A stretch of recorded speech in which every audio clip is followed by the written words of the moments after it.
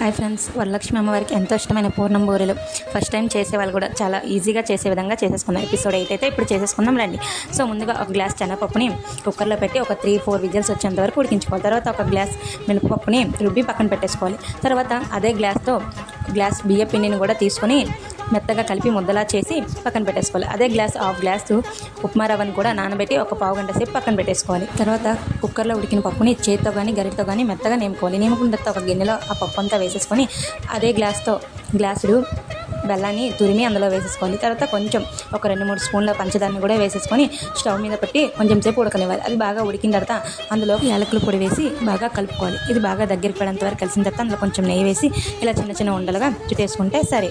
So తర్వాత ఇప్పుడు నేను చూపించిన మినప ముద్దలో ఇందాక కలిపిన బియ్య పిండి మరవని కూడా కలిపి ఇలా ముద్దని కలిపి ఒక పావు గంట సేపు పక్కన ఉంచిన తర్వాత దానిలో కొంచెం ఉప్పు కొంచెం షుగర్ వేసేసుకొని మనం ఇలా ఉండలన్నింటినీ అందులో వేసేసుకొని చేత్తో కానీ లేదా చేత్తో రాని వాళ్ళతో ఇలా అయితే చిన్న గరిటెతో సహాయంతో కూడా ఇలా వేసేసుకుంటే పూర్ణం బూరెలు చాలా ఈజీగా చాలా బాగా వస్తాయన్నమాట. సో ఫస్ట్ టైం చేసే వాళ్ళు కూడా చాలా సింపుల్గా చేసుకునే విధంగా చెప్పాను. సో మీకు నచ్చితే మీరు కూడా ఒకసారి ట్రై చేయండి. Thank you for watching. ఇలాంటి ఇంట్రెస్టింగ్ వీడియోస్ కోసం నన్ను ఫాలో అవ్వండి.